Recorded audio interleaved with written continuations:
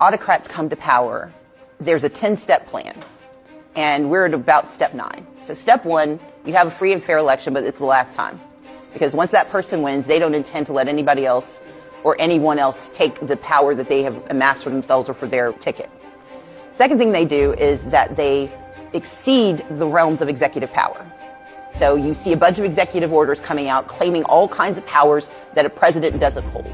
Number 3, they then take the competing versions of power and try to either make them complicit or neuter them. So you have a Congress that basically has forgotten they got a job, and then you have a judiciary that's either complicit or neutered. And it's neutered because if the president, if the executive refuses to follow the rules, then you've neutralized the judiciary because the judiciary doesn't actually have enforcement power. Number 4, you go after the media.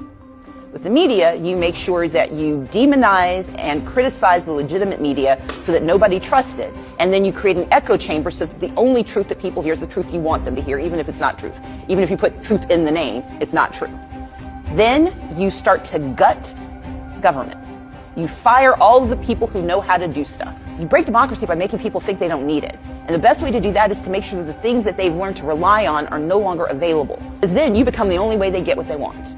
So you fire the CDC so that vaccine rates drop and the disease rises. You fire FEMA so that when there's a natural disaster, the only way you get what you need is by begging for it. So you gut the civil service so that no one can actually do the work that democracy is supposed to protect us for.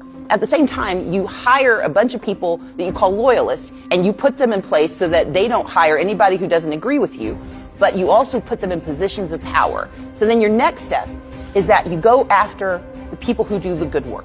So you sue law firms, you sue philanthropies. Then step 7, you got to have someone to blame. They've blamed everybody. They've blamed women, they've blamed children, they've blamed people of color, they've blamed immigrants. They are doing all of that because they know at step 7, if you can push that forward, then we're fighting each other and fighting for survival instead of fighting for our country. And then you start to incentivize private violence. That's step 9. Maybe you send the National Guard and Marines and you militarize kidnapping people off of the streets, throwing them into detention camps, and then arresting people who dare to challenge you, calling any question obstruction of justice. Civic participation, the First Amendment, is the 9th category because if you can militarize your response, you also convince people it's not worth the possible pain of calling out the problems. And once you've gotten to step 9, step 10 is easy. You make sure no one ever votes again because now you've got them captive, now you've got them scared, now you've got them poor, and now you've got the power. That's autocracy in 10 steps.